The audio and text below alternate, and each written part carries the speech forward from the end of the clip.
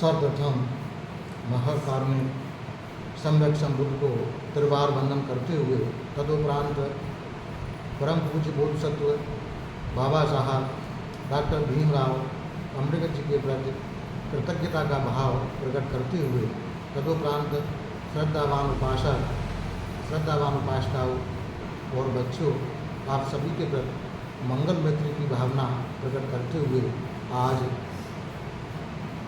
वर्षावास के पावन पुण्य अवसर पर परम पूज्य बाबा साहब डॉक्टर भीमराव अम्बेडकर जी द्वारा लिखित भगवान बुद्ध और उनका धर्म के भाषण में 25वें दिन चतुर्थ कांड का चौथा भाग का धम्म देशना चल रही है। इस धम्म देशना में इससे पहले कल बाबा साहब ने सनातन के बारे में बहुत सारी भगवान बुद्ध की शिक्षाओं के आधार पर लिखा कि संसार को सनातन सिंह की महत्वपूर्ण आवश्यकता है, उसी के आधार पर संसार शांति के पथ पर आगे बढ़ सकता है। ऐसा भगवान बुद्ध की शिक्षा के आधार पर उन्होंने लिखा। अब यहाँ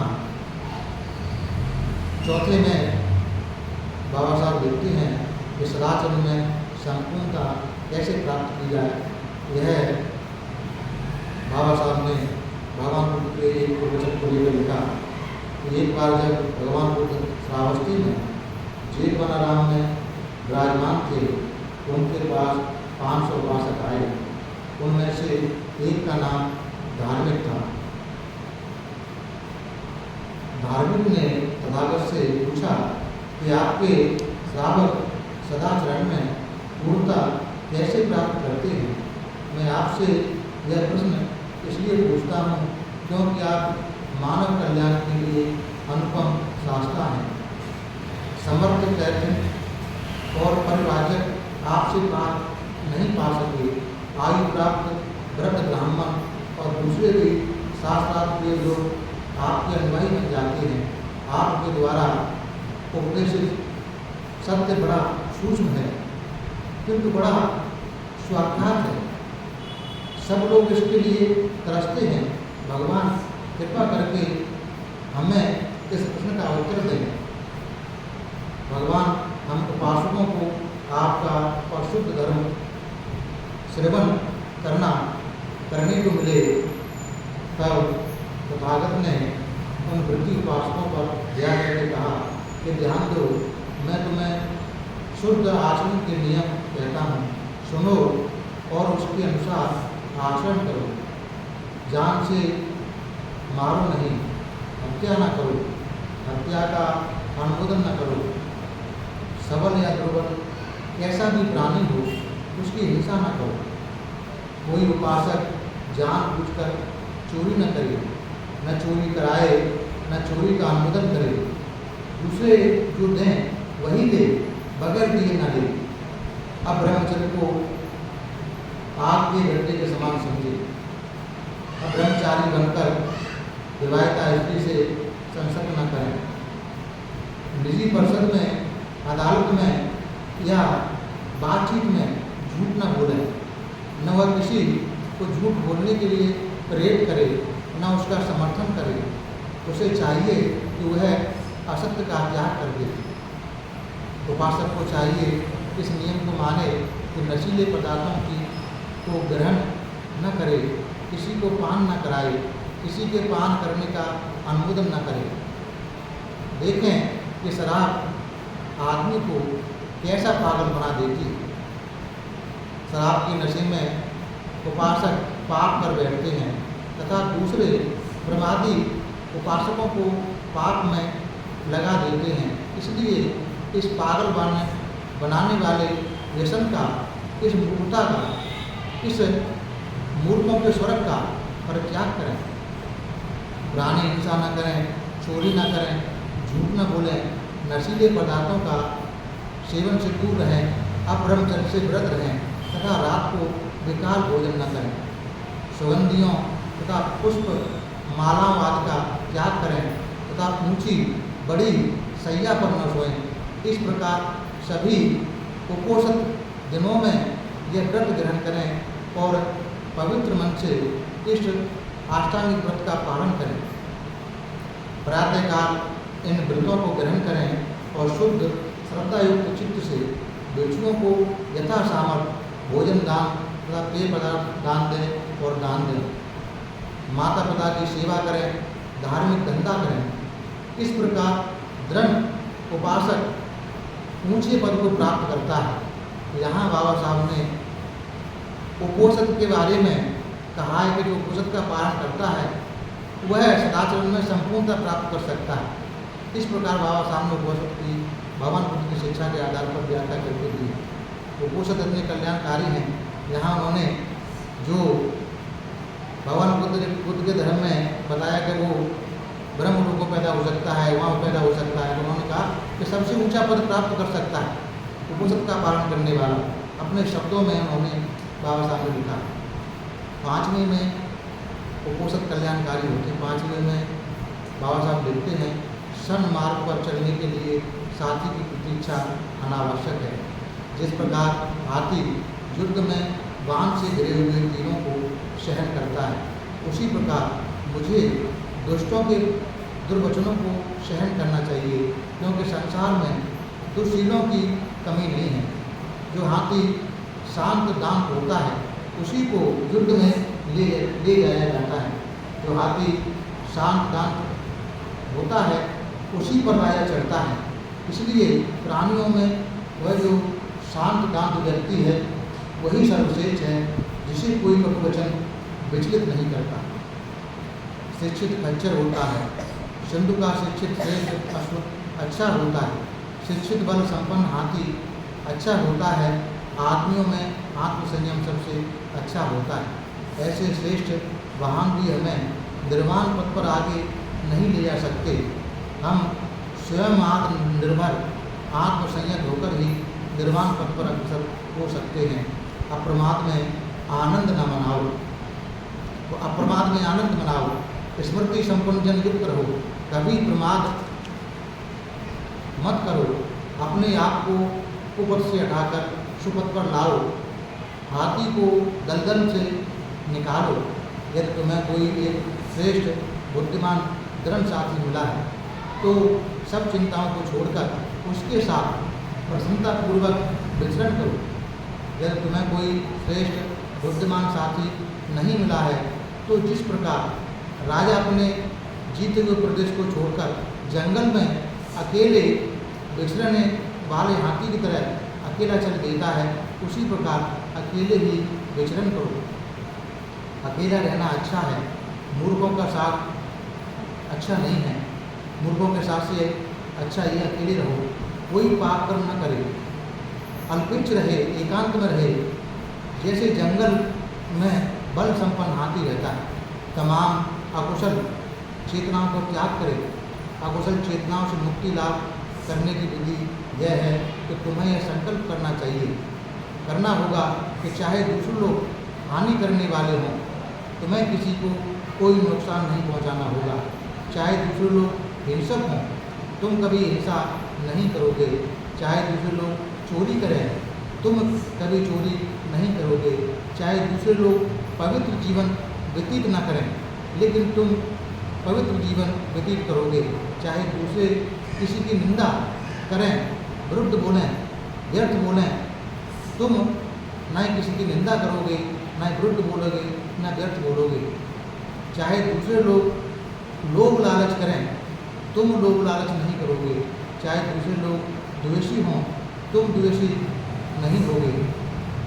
चाहे दूसरे मिथ्या दृष्टि वाले हों, तुम मिथ्या दृष्टि वाले नहीं होगे। चाहे दूसरों के मिथ्या संकल्प हों, तुम सम्यक संकल्प वाले रहोगे। चाहे दूसरों की मिथ्या वाणी हो, तुम अपनी वाणी को सम्यक रखोगे। चाहे दूसरों के कर्म मिथ्या हों, तुम अपने कर्मों को सम्यक रखोगे। चाहे दूसरों की जीविका का साधन मिथ्या हो, तुम अपनी जीविका का साधन सम्यक रखोगे।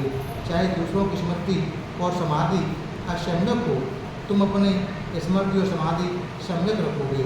चाहे दूसरे आर्य सत्यों और मुक्ति के बारे में गलत हों, पर तुम आर्य सत्यों और मुक्ति के बारे में ठीक पथ पर जानोगे, ठीक तरह से जानोगे। चाहे दूसरे आलस्य और तंद्रा से युक्त हों, तुम आलस्य और तंद्रा से मुक्त रहोगे। चाहे दूसरे अभिमानी हों, तुम विनम्र रहोगे। चाहे दूसरे विचिकित्सा युक्त हों, तुम विचिकित्सा मुक्त रहोगे। चाहे दूसरे क्रोधी हों, दुष्ट हों, ईर्ष्यालु हों, कंजूस हों, लोभी हों, ढोंगी हों, ठग हों, वंचक हों, उद्दत हों, दुस्साहसी हों, किसी नीति के मानने वाले न हों, अशिक्षित हों, जड़ हों, भ्रमित हों तथा अज्ञ हों, तुम ये सब नहीं होगे, अर्थात तुम इन सबके विरुद्ध में होगे। इस प्रकार बाबा साहब ने यहाँ धम्मपद के आधार लेकर ये बहुत सारे देशना अपने गाथा का अपनी भाषा में अनुवाद किया है। तो दूसरे किसी प्रकार तुम सदाचारी रहोगे, इस प्रकार का बाबा साहब ने यहाँ भगवान बुद्ध की वाणी का अर्थ लिखा। अब बाबा साहब निर्वाण संबंधी प्रवचन के बारे में लिखते हैं। निर्वाण क्या है? नंबर 1, निर्वाण क्या है? एक बार भगवान बुद्ध श्रावस्ती में अनाथ कुंड के जेठवनाराम में ठहरे हुए थे। वहीं सारपुत्र भी थे। तथागत ने भिक्षुओं को संबोधित करके कहा कि भिक्षुओं, तुम्हें धर्म का दायाद उत्तराधिकारी बनना चाहिए, भौतिक वस्तुओं का नहीं, क्योंकि मेरे मन में तुम सबके लिए अनुकंपा है, इसलिए मैं तुम्हें यह कह रहा हूँ। इतना कहा और तथागत उठकर अपनी कुटी में चले गए। सारपुत्र पीछे रह गए। तब भिक्षुओं ने सारपुत्र से प्रार्थना की कि वे बताएं निर्वाण क्या है। तब सारपुत्र ने भिक्षुओं को संबोधित करके कहा कि भिक्षुओं, तुम जानते हो लोभ अकुशल धर्म है, द्वेष अकुशल धर्म है। इस लोभ और द्वेष के मोक्ष लाभ करने के हेतु मध्यम मार्ग है, जो हमें आँख देने वाला है, ज्ञान देने वाला है, शांति देने वाला है, प्रज्ञा देने वाला है, बोधि देने वाला है तथा निर्वाण की ओर ले जाने वाला है। यह मध्यम मार्ग क्या है? यह आष्टांगिक मार्ग के अतिरिक्त और कुछ नहीं। सम्यक दृष्टि, सम्यक संकल्प, सम्यक वाणी, सम्यक कर्मांग, सम्यक आजीविका, सम्यक व्यायाम, सम्यक स्मृति और सम्यक समाधि। भिक्षुओं, यही मध्यम मार्ग है। हाँ भिक्षुओं, क्रोध अकुशल धर्म है, पठित विरोधी भाव अकुशल धर्म है, ईर्ष्या और मात्सर्य अकुशल धर्म है, कंजूसपन और लालच अकुशल धर्म है, ढोंग और ठगी अकुशल और उद्दतपन अकुशल धर्म है, अभिमान अकुशल धर्म है तथा प्रमाद अकुशल धर्म है। अभिमान और प्रमाद के त्याग के लिए मध्यम मार्ग है, जो आँख देने वाला है, ज्ञान देने वाला है तथा शांति, प्रज्ञा और बोधि की ओर ले जाने वाला है। आर्य अष्टांगिक मार्ग का ही दूसरा नाम निर्वाण है, ऐसा सारपुत्र ने बताया। इस प्रकार मास्टर सारपुत्र ने कहा कि तो सभी भिक्षुओं ने आनंदित होकर उनकी वाणी का अनुमोदन किया। निर्वाण का मूल विषय में बाबा साहब लिखते हैं, एक बार राज ईश्वर तथागत के पास आए, आकर तथागत को अभिवादन कर एक ओर बैठ गए। इस प्रकार बैठे हुए राज ईश्वर ने तथागत से निवेदन किया कि तथागत निर्वाण किस लिए? भगवान बुद्ध ने उत्तर दिया, निर्वाण का मतलब राग द्वेष से मुक्ति। लेकिन भगवान निर्वाण का उद्देश्य क्या? राग श्रेष्ठ जीवन निर्वाण आश्रित है, निर्वाण ही लक्ष्य है, निर्वाण ही उद्देश्य है। एक बार तथागत श्रावस्ती में अनाथ पिंड के जेठवनाराम विहार में रह रहे थे। तब तथागत ने भिक्षुओं को संबोधित किया कि भिक्षुओं, बदल कहकर भिक्षुओं ने उन्हें उत्तर दिया। तब तथागत ने कहा कि भिक्षुओं, क्या तुम्हें मेरे बताए इन 5 बंधनों का ध्यान है जो आदमी को नीचे की ओर ले जाते हैं? इतना पूछने पर ईश्वर मालूक के पुत्र ने तथागत से निवेदन किया कि भगवान, मुझे उन 5 बंधनों का ध्यान है। मालक पुत्र, तुझे इन 5 बंधनों को कैसे ध्यान है? भगवान, मुझे ध्यान है, आपने बताया है कि छोटे बालक को सत्काय दृष्टि, ईश्वर आत्मा में विश्वास सत्काय दृष्टि कहलाती है। विचिकित्सा, संशय संदेह विचिकित्सा कहलाती है। शील व्रत परामर्श, टोना टोटके वगैरह जिस तमाम दुनिया की बातें शील व्रत परामर्श कराते हैं। शील व्रतों पर निर्भर रहने की दृष्टि, काम, राग तथा द्वेष, ये 5 बंधन नीचे को ले जाने वाले हैं। भगवान इन 5 बंधनों का मुझे ध्यान है। भगवान कहते हैं मालिक के पुत्र, तू मैं 5 बंधन किसके लिए बताए गए मानता हूँ? क्या तुझे दूसरे मतों के अनुयायी छोटे बालों को ही उपमा देकर तुझे है कहकर दोष नहीं देंगे? मालिक के पुत्र, आकाश की ओर मुँह करके लेटे हुए अबोध बालक, अबोध छोटे बालक की अभी काया ही अविकसित होती है, उसमें सत्काय दृष्टि कहाँ से उत्पन्न हो सकती है? हाँ, उसमें भी सत्काय दृष्टि का अंकुर मौजूद है। इसी प्रकार मालूक के पुत्र आकाश की ओर मुँह करके लेटे अबोध छोटे बालक का अभी चित्त ही अविकसित होता है, तो फिर अभी उसमें विचिकित्सा कहाँ से उत्पन्न होती है? हाँ, विचिकित्सा का अंकुर उसमें अवश्य मौजूद होता है। इसी प्रकार मालक के पुत्र अभी इस अवस्था में उसका कुछ शील व्रत नहीं हो सकता, तब शील व्रत पर निर्भरता कहाँ से आएगी? हाँ, शील व्रत संबंधी निर्भरता का अंकुर उसमें अवश्य मौजूद होगा। इसी प्रकार मालक पुत्र इस अबोध बालक में अभी काम राग ही अविकसित रहता है, तो उसमें काम राग की उत्तेजना कहाँ से आएगी? हाँ, उसमें काम राग का अंकुर तो अवश्य रहता है। इसी प्रकार मालूक का पुत्र उस अबोध बालक के लिए सभी प्राणियों का अस्तित्व ही नहीं है, तब उसके मन में प्राणियों का द्वेष कहाँ से आएगा? हाँ, उसमें भी द्वेष के अंकुर अवश्य हैं। तो क्या मालूक पुत्र दूसरे मतों के अनुयायी छोटे अबोध बालक को ही उपमा देकर तुझे दोष नहीं देंगे? यह कहकर जब यह कहा जा चुका, तब मास्टर आनंद ने तथागत से निवेदन किया कि सुगत, अब आपके लिए विश्राम का करने का समय है। सुगत, आपके लिए विश्राम करने का समय है। इस प्रकार निर्वाण का मूल बाबा साहब ने भगवान की शिक्षा का अर्थ देखा। सद्धर्म संबंधी प्रवचन के बारे में बाबा साहब लिखते हैं, नंबर 1, सम्यक दृष्टि का पहला स्थान क्यों? रासायनिक मार्ग में सम्यक दृष्टि श्रेष्ठतम है। सम्यक दृष्टि श्रेष्ठ जीवन की प्रत्येक बात की भूमिका है, चाबी है, और सम्यक दृष्टि का न होना सभी बुराइयों की जड़ है।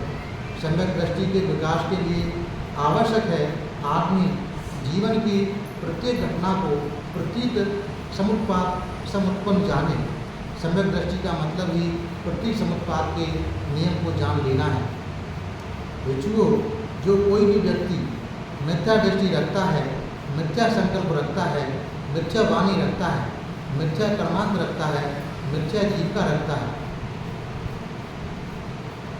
मिथ्या प्रयास करता है, मिथ्या स्मृति रखता है, मिथ्या समाधि रखता है, जिसका ज्ञान विमुक्ति मिथ्या रहती हैं, उसका हर कार्य, उसका हर वचन, उसका हर प्रकार, हर विचार, उसकी हर चेतना, उसकी हर आकांक्षा, उसका हर निश्चय, उसकी हर प्रक्रिया, ये सभी चीज़ें उसे ऐसी स्थिति को ले जाती हैं जो कि अरुचिकर होती हैं, अप्रीतकर होती हैं, बुरी लगती हैं, अलाभप्रद होती हैं तथा दुखद होती हैं। ऐसा क्यों?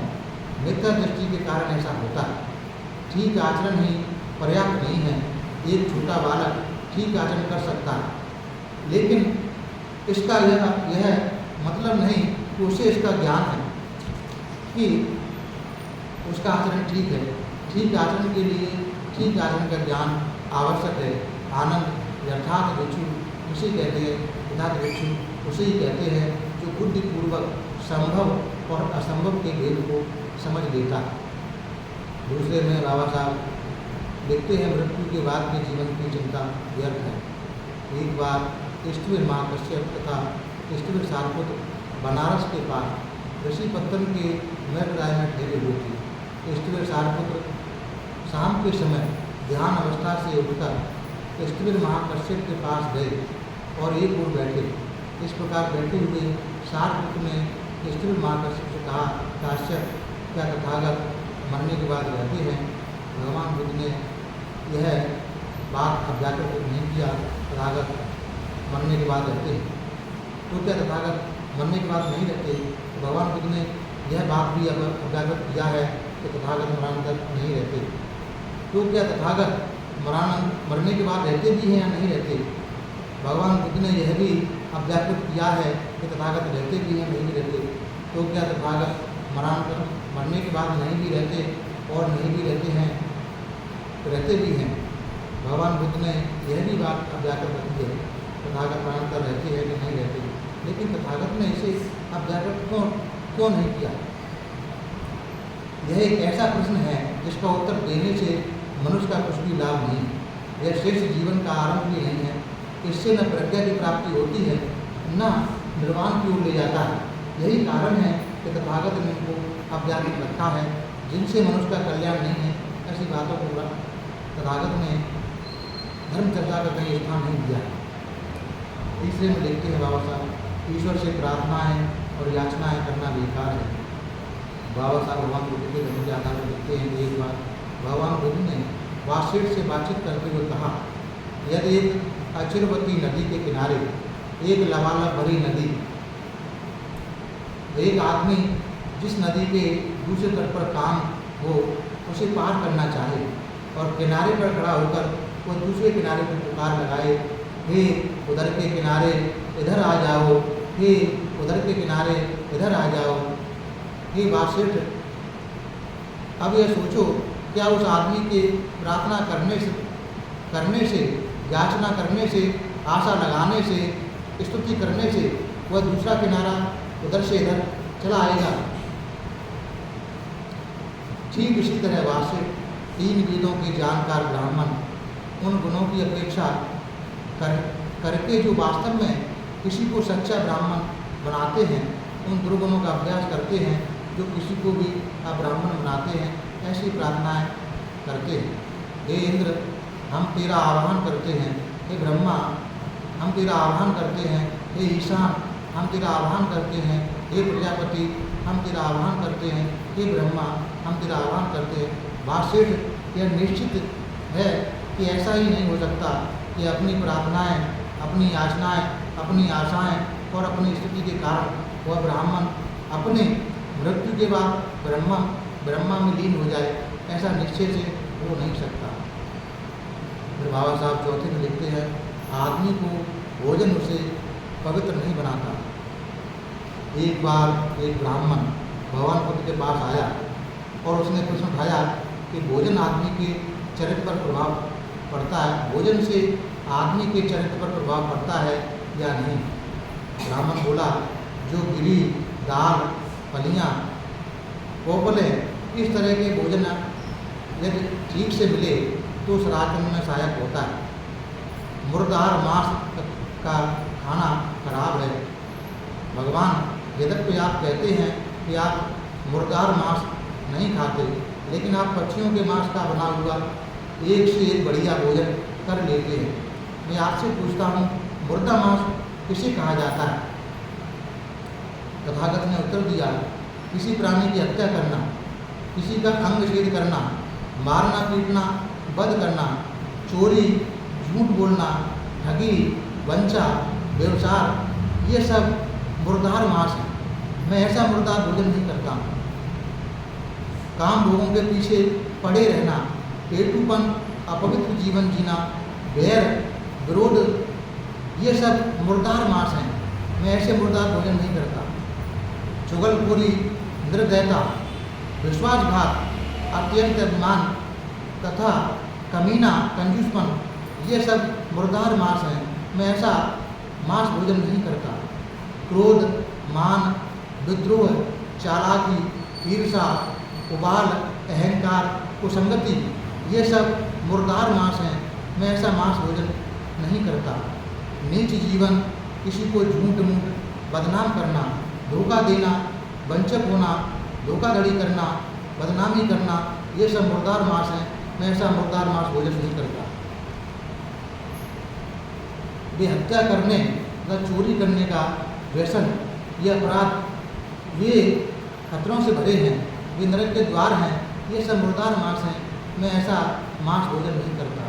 जो आदमी शक्ति है, उसके शक को न मछली मांस से व्रत रहना दूर कर सकता है, न नग्न रहना, न जटाएं, न मुंडन, न मृग छाल, न अग्नि पूजा, न भावी सुख प्राप्ति के उद्देश्य के लिए की गई कठोर साधना, न जल द्वारा सफाई, न यज्ञ हवन, और न कोई दूसरी ऐसे ही संस्कार उसे शुद्ध नहीं कर सकते।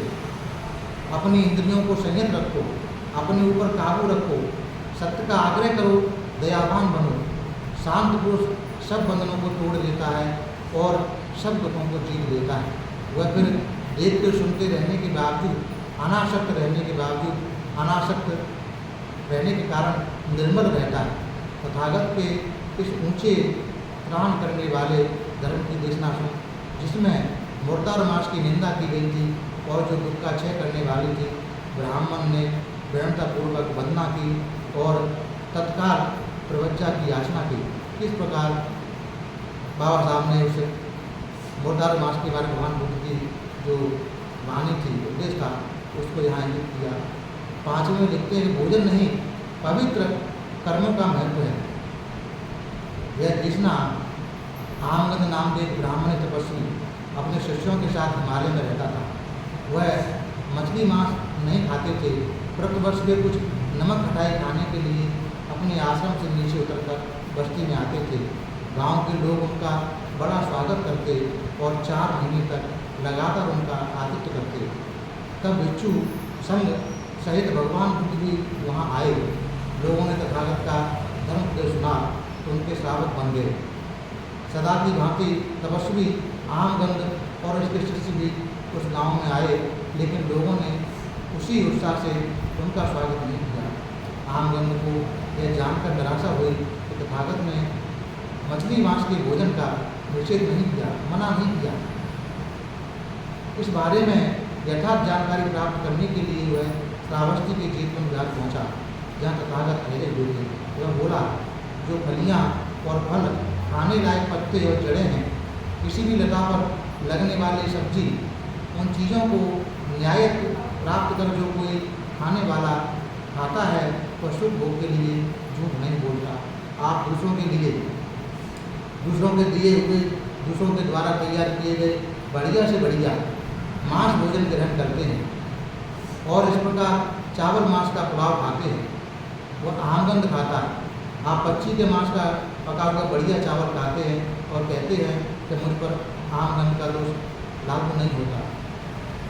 मैं आपके इस अर्थ को जानना चाहता हूँ कि आपका आमगंध किस तरह का है। आप मांस खाते हैं और कहते हैं कि आप आमगंध मतलब नहीं खाते और मांस खाते हैं, सब हर प्रकार का मांस खा लेते हैं। आप कहते हैं आमगंध नहीं खाते। तब तथागत ने उत्तर दिया, जीव हिंसा करना, पीटना, काटना, बांधना, चुराना, झूठ बोलना, ठगना, वंचना करना, अनुपयोगी जानकारी तथा व्यवचार, यह सब आमगंध है। मांस खाना आमगंध नहीं है। इंद्रिय विषयों का में असंयत होना, मधुर वस्तुओं के प्रति लोभी होना, अपवित्र कार्यों के संबंधित उसमें लगे रहना, मिथ्या दृष्टि होना, सीधा सरल न होना, अनुकरणीय न होना, यह सब आमगंध है। मांस खाना आमगंध नहीं। कटु होना, कठोर होना, चुगलखोर होना, विश्वासघाती होना, निर्दयी होना, अहंकारी होना, अनुदार होना तथा किसी को कुछ भी देने वाला न होना, यह सब आमगंध है। मांस खाना आमगंध नहीं। क्रोध, अभिमान, उज्जटपन, विरोधी भाव, ठगी, ईर्षा, शेपी मारने वाला, अधिक अहंकार, कुसंगति में रहने वाला, यह सब आमगंध है। मांस खाना आमगंध नहीं। दुश्शीलता, लिए कर्ज का न देना, दूसरे का झूठा अपयश फैलाना, वंचक होना, बहानेबाज होना, इस संसार में निकृष्टतम लोगों का इस प्रकार के कुकर्म करना, यह सब आमगंध है। मांस भोजन आमगंध नहीं। प्राणियों की जान लेने के विषय में असंयत होना, दूसरों को कष्ट पहुंचाने पर तुला होना, दूसरों की वस्तुएं छीन लेना, दुश्शील होना, निर्दयी होना, कठोर होना तथा आदर की भावना रहित होना, यह सब आमगंध है। मांस भोजन आमगंध नहीं। लोभ या द्वेष के प्रति, द्वेष से प्राणियों पर आक्रमण करना तथा सदैव कुकर्म करने के लिए तैयार रहना, मरने के बाद आदमियों को अंधकार से ले जाकर नरक में पहुंचा देता है, यह सब आमगंध है। मांस भोजन आमगंध नहीं। न मैं मस्त मास से व्रत रहने से न नंगे रहने से, न सिर मुड़ाने से, न जटाएं रखने से, न भभूत रमाने से, न मृग छाल धारण करने से, न अग्नि पूजा करने से, न अमृत प्राप्ति के निमित्त तमाम तरह की तपस्याएं करने से, न मंत्र जाप से, न बलि चढ़ाने से, न ऋतु के अनुसार भिन्न यज्ञ करने के आदि करने से वह आदमी शुद्ध हो सकता है, इसके संदेह दूर नहीं होते।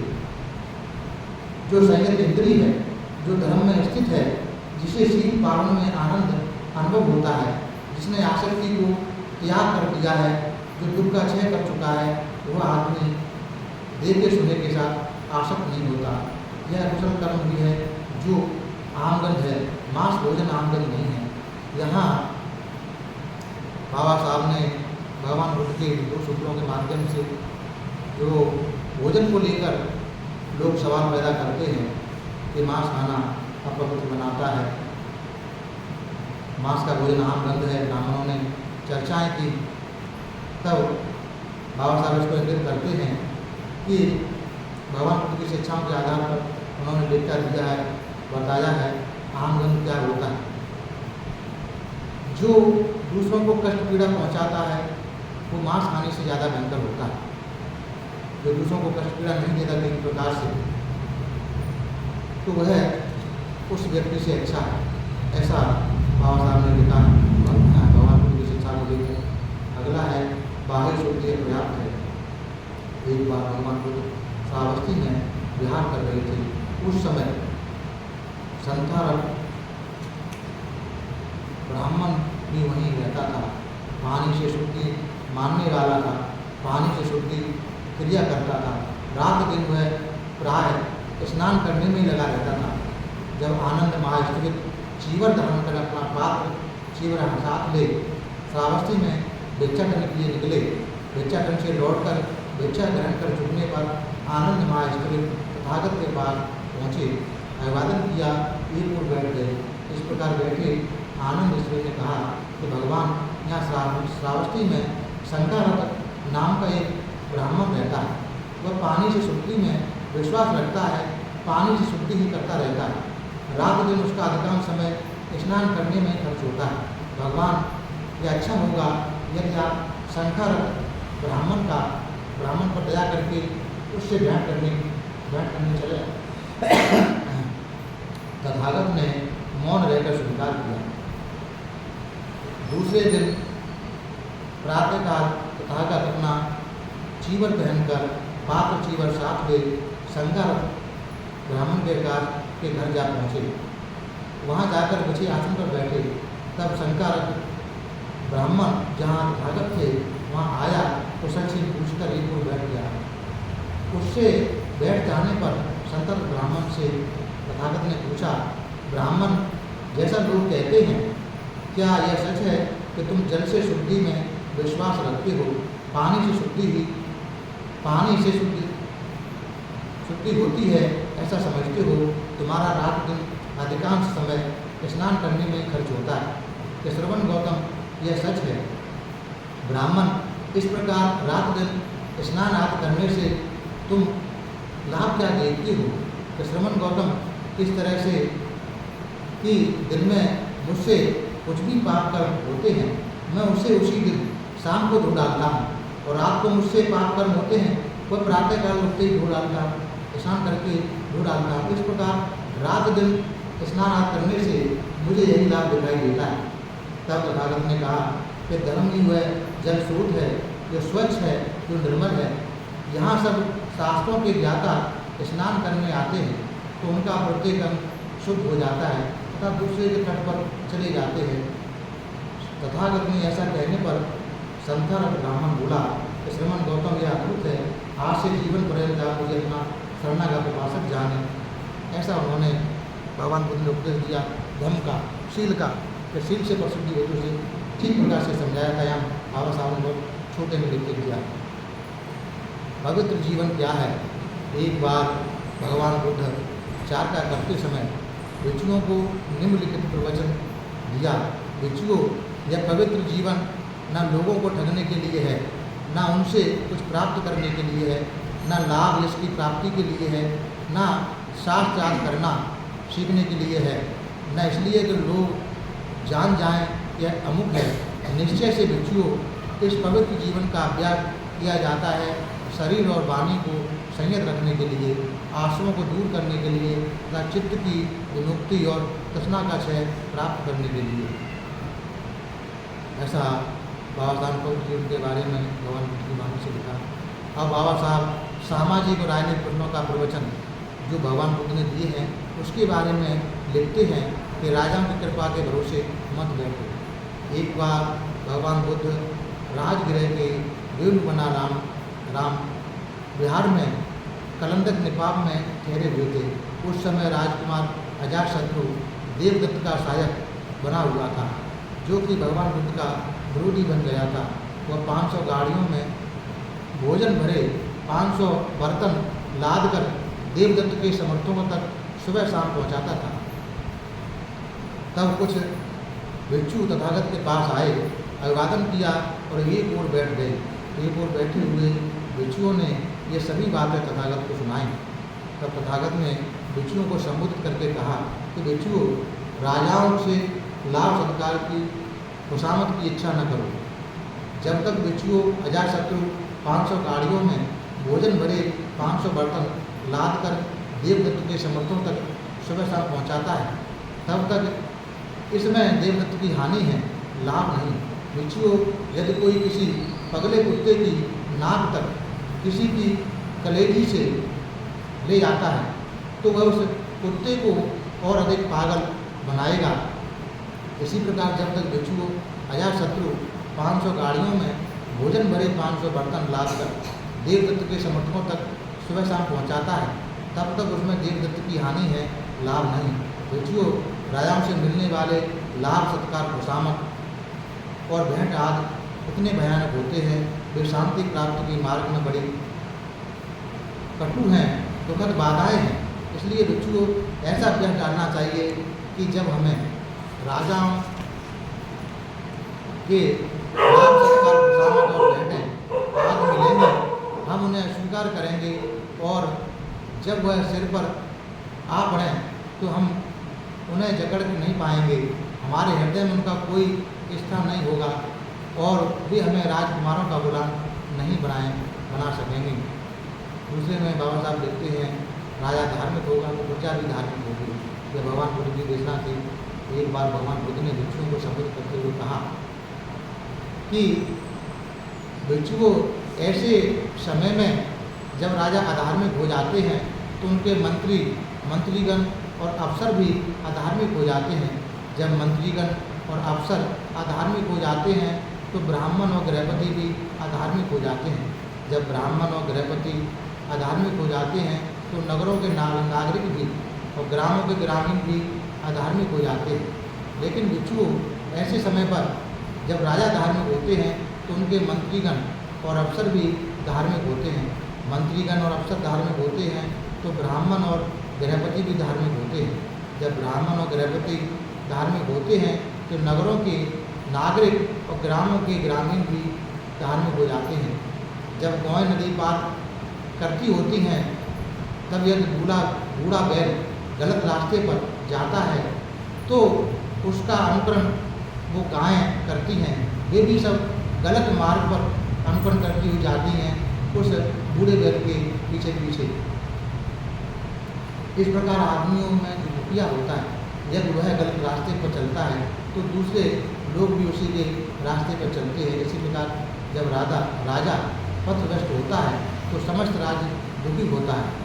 जब गौएं नदी पार करती हैं तब यदि बैल सीधा जाता है तो सभी गायें भी उसका अनुकरण करती सीधी जाती हैं। इस प्रकार आदमियों में जो मुखिया होता है, यदि वह सन्मार्गी होता है तो दूसरे भी सन्मार्गी हो जाते हैं। जब राजा धार्मिक होता है तो सारा राज्य सुखी रहता है। तीसरे में बाबा साहब भगवान बुद्ध के जो चिंतन है राजनीतिक तथा सामरिक शक्ति सामाजिक व्यवस्था पर निर्भर करती है, उसके बारे में जो देशना है भगवान बुद्ध की, वह यहाँ बाबा साहब मिलती है। एक समय भगवान बुद्ध राजगृह में विराट पर्वत पर ठहरे हुए थे। उस समय मगध नरेश वैदेही पुत्र अजातशत्रु बच्चियों पर आक्रमण करना चाहता था। उसने अपने मन में कहा कि चाहे वे कितने ही शक्तिशाली क्यों न हो, मैं इन बच्चियों को जड़ तोड़ डालूंगा, मैं इन बच्चियों को नष्ट कर डालूंगा, मैं इन बच्चियों को सर्वदा विनाश कर डालूंगा।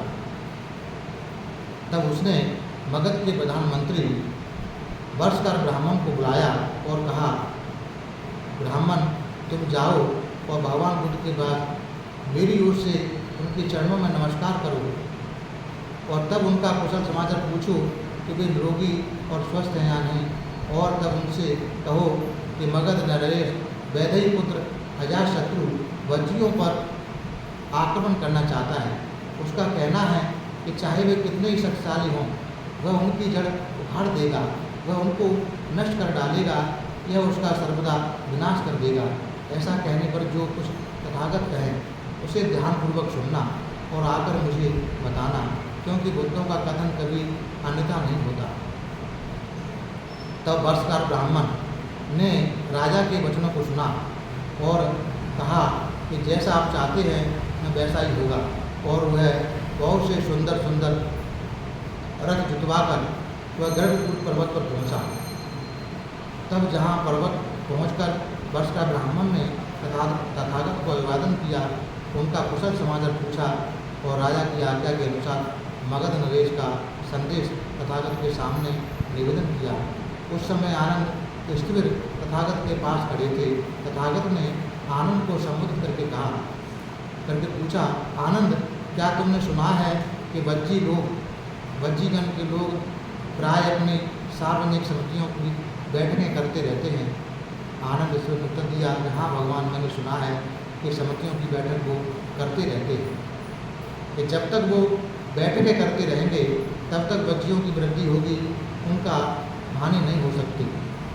आनंद, जब तक वज्जी मिलजुल कर बैठेंगे, मिलजुल कर उठेंगे और मिलजुल कर अपने निश्चयों को कार्य में परिणत करेंगे, तब तक उनकी वृद्धि होगी, हानि नहीं हो सकती। आनंद, जब तक बिना नियम बनाए कोई कार्रवाई नहीं करेंगे, जो नियम बन चुका है उसका उल्लंघन नहीं करेंगे और पुराने समय से चली आ रही वज्जियों की परंपराओं के अनुसार कार्य करेंगे, तब तक उनकी हानि नहीं हो सकती, वृद्धि होगी। जब तक वे अपने बड़े वज्जियों का आदर सत्कार करते रहेंगे, उनकी आवश्यकता पूरी करते रहेंगे, उनकी बातों को महत्व देते रहेंगे, तब तक उनकी हानि नहीं हो सकती, वृद्धि होगी। जब तक वे किसी बच्ची, लड़की या स्त्री को जबरदस्ती अपने यहाँ लाकर नहीं रखेंगे, अनाचार नहीं करेंगे, तब तक उनकी वृद्धि होगी, हानि नहीं हो सकती। जब तक वज्जीगण के लोग धर्म का पालन करते रहेंगे, तब तक उनकी हानि नहीं हो सकती, वृद्धि होगी। जब तक ये बातें करते रहेंगे, तब तक बच्चियों की वृद्धि होती रहेगी, उनका हानि नहीं होगी और कोई उनका नाश नहीं कर सकता।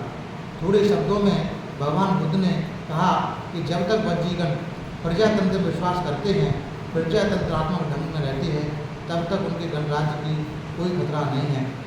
तो तब तथागत ने वर्षकार को संबोधित किया, हे ब्राह्मण, अब मैं वैशाली में ठहरा हुआ था, तब मैंने बच्चियों को ये बातें सिखाई थी। ब्राह्मण बोला, तो हम बच्चियों की उन्नति की आशा कर सकते हैं, उन्नति की नहीं। हे गौतम, मगध नरेश बच्चियों को नहीं जी सकता। इस प्रकार वर्षकार ब्राह्मण ने तथागत के वचन सुने और अपने आसन से उठा राजगृह चला गया और मगध नरेश को ये सारी बात बता दी। यहाँ बाबा साहब ने भगवान बुद्ध के जो 7 अपहरणीय धर्म हैं उसके बारे में अपने शब्दों में लिखा है। ये बहुत कल्याणकारी हैं। ये शासन सप्ताह में, परिवार में, हर जगह काम आने वाले नियम हैं और बड़े अच्छे तरीके से समझकर अपने जीवन में धारण करना चाहिए। अगले में युद्ध नीति, युद्ध निषिद्ध है। चौथे में ऐसा हुआ कि मगध नरेश अजातशत्रु ने घुड़सवार और पैदल सेना इकट्ठी कर कौशल नरेश प्रसिद्ध के राज्य के एक हिस्से काशी जनपद पर आक्रमण कर दिया। दोनों लड़े। अजातशत्रु ने प्रसिद्ध को हरा दिया। प्रसिद्ध वापस श्रावस्ती चला आया। जो भिक्षु श्रावस्ती से भिक्षाटन कर लौट रहे थे, उन्होंने आकर भगवान बुद्ध को लड़ाई तथा प्रसिद्ध के हार कर वापस लौट आने का समाचार कहा। भिक्षुओं, मगध नरेश अजातशत्रु अकुशल का पक्ष लेने वाला है। कौशल नरेश प्रसिद्ध कुशल धर्मी है। अभी प्रसिद्ध राजा पराजित हो जाने के कारण दुखी रहेगा। जैसे बैर पैदा होता है पराजित दुखी रहता है, लेकिन जो उपशांत है, जिसे जय पराजय की चिंता नहीं है, वह सुखपूर्वक सोता है। फिर ऐसा हुआ कि दोनों राजा दूसरी बार युद्ध भूमि मिले, लेकिन इस बार कौशल नरेश प्रसेनजीत ने अजातशत्रु हरा दिया और जीवित पकड़ लिया। तब प्रसेनजीत ने सोचा, यद्यपि अजातशत्रु ने, जिसे मैं कुछ हानि नहीं पहुंचा रहा था, मुझे कष्ट दिया, तो भी यह मेरा भांजा है। कैसा हो यदि मैं उसे जीता छोड़ दूँ, किंतु उसकी सारी सेना, हाथी, घोड़े, रथ और पैदल ले लूँ। उसने वैसा ही किया। श्रावस्ती में बेचैन करके लौटने पर ऋषियों ने आकर तथागत को यह समाचार सुनाया। तब तथागत ने कहा कि एक आदमी दूसरे की यथेष्ट हानि कर सकता है, लेकिन जिसकी हानि होती है वह भी फिर दूसरे की हानि पहुँचाता है। जब तक पाप कर फल देना आरंभ नहीं करता, तब तक मूर्ख आदमी आनंद मना सकता है, लेकिन जब पाप कर फल देता है तब मूर्ख आदमी दुखी होता है। हत्यारे को हत्यारा मिलता है, जो दूसरों को लड़ाई में हराते हैं उन्हें हराने वाला मिल जाते हैं। जो दूसरों को गाली देता है उसे गाली देने वाला मिल जाते हैं। इस प्रकार कर्म के विकास में फलस्वरूप जो आदमी दूसरे को कष्ट देता है वह कष्ट पाता है। युद्ध विजेता के कर्तव्य बाबा साहब लिखते हैं कि जब योद्धा युद्ध विजयी होता है तो सामान्य तौर पर अपना अधिकार समझता है। यदि वह पराजित को अपना दास बनाकर न रखे तो उसे कम से कम जलिल तो खूब करे। भगवान बुद्ध का इस विषय में सर्वदा भिन्न दृष्टिकोण था।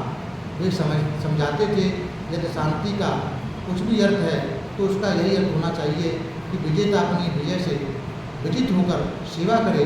इस बारे में उन्होंने भिक्षुओं को कहा कि शांति की स्थापना हो जाने पर युद्ध कुशल आदमी के लिए आवश्यक है कि सौम्य कि वह योग्य सिद्ध हो, सीधा सरल सिद्ध हो, मृदभाषी हो, कोमल स्वभाव हो, अभिमानी न हो, संतुष्ट रहने वाला हो, सुभर हो, जिसके बाहर का अनुभव न हो, और अल्पकृत्य हो, हल्की फुल्की वृत्ति वाला हो, इंद्रिय विजयी हो, बुद्धिमान हो, ऐसा खराब काम न करे जिसकी पंडित लोग निंदा करें। सभी प्राणी सुखी रहें, सभी का कल्याण हो, सबल हो या दुर्बल हो, बड़े हों या छोटे हों, दृश्य हों या अदृश्य हों, पास रहने वाले हों या दूर रहने वाले हों, उत्पन्न हो चुके हों या उत्पन्न होने वाले हों। सभी प्राणी शांत रहें, कोई एक दूसरे का अपमान न करे, क्रोध या घृणा के वशीभूत होकर कोई किसी को बुराना चाहे। किसी भी जिस प्रकार माता अपने प्राण देकर अपने इकलौते बच्चे से प्यार करती है, वैसी भावना सभी प्राणियों के प्रति रखें। ऊपर नीचे चारों ओर असीम मैत्री भावना का अभ्यास करें, जिसमें घृणा का लवलेश न हो, शत्रुता का लवलेश न हो। खड़े होते, चलते बैठते, रहते समय, लेटते समय ध्यान भावना करें, यही ब्रह्म ज्ञान कहलाता है। यहाँ बाबा साहब भगवान बुद्ध की जो करनी मिश्र का उपदेश दिया था उसके अर्थ के बारे में लिखते हैं। तो आज आप लोगों ने सुबह ध्यान भावना की, पूजा वंदना की, शील ग्रहण किए, शुद्ध श्रवण किया, शाम को शील ग्रहण किए, पूजा वंदना की, धम्म श्रवण किया, ये सभी पुण्य के बढ़ाने वाले कार्य हैं। आप लोगों ने जितने भी पुण्य अर्जित किए हैं, ये सभी पुण्य सबसे पहले सभी देवताओं का अनुमोदन करते हैं। इस पुण्य के बल से सभी देवताओं का श्रद्धा, शील, शुद्ध, त्याग, प्रज्ञा आगे बढ़ जाए। सभी देवता हम सबको धार्मिक सुरक्षा प्रदान करें। सभी देवताओं को उत्तम चार्यार्थ सत्य साक्षात्कार करने का पुण्य मिल जाए। उसके बाद ये सारे पुण्य हम लोग अपने आचार्य, उपाध्याय और वरिष्ठ बनते गणों को अनुमोदन करते हैं। इस पुण्य के बल से वो सभी लोग सुखी हों, सभी का कल्याण हो, उन सभी लोगों को उत्तम चार्यार्थ सत्य साक्षात्कार करने का पुण्य मिल जाए। उसके बाद ये सारे पुण्य हम संसार के सारे प्राणियों को अनुमोदन करते हैं। संसार के सारे प्राणी सुखी हों, सभी का कल्याण हो, सभी का मंगल सदे, संसार के सारे प्राणियों को सत्य धर्म का पथ मिले, सत्य धर्म के पथ पर चलकर अपने कर्म फल से मुक्ति पाकर निर्वाण पद को प्राप्त हों, ऐसी कामना करते हैं। उसके बाद ये सारे पुण्य हम यहाँ आए हुए सभी लोगों को अनुमोदन करते हैं। इस पुण्य के बल से सभी लोग सुखी हों, सभी लोगों के सारे प्रकार की आपत्ति विपत्ति, सारे प्रकार की विघ्न बाधा दूर हो, इन सभी लोगों को उत्तम 4 साक्षात्कार करने का पुण्य मिल जाए। उसके बाद ये सारे पुण्य हम लोग श्रद्धावान उपासक उपासिकाओं को अनुमोदन करते हैं, जो हम लोगों को भोजन, चीवर, पूजा, दवा तथा परिष्कार आदि से सेवा करते हैं। इस पुण्य के अनुभाव से वो सभी लोग सुखी हों, उनके सारे प्रकार की आपत्ति विपत्ति, सारे प्रकार की वेदन बाधा दूर हो, उनके व्यापार धंधे आगे बढ़ें, धन संपत्ति की वृद्धि हो, तिरत्न के अनुभाव से और किए हुए पुण्य के बल से उन सभी को उत्तम 4 साक्षात्कार करने का पुण्य मिल जाए। सबका भला हो, सबका मंगल हो, सबका कल्याण हो। भवतु सब मंगलम, भवतु सब मंगलम, भवतु सब मंगलम।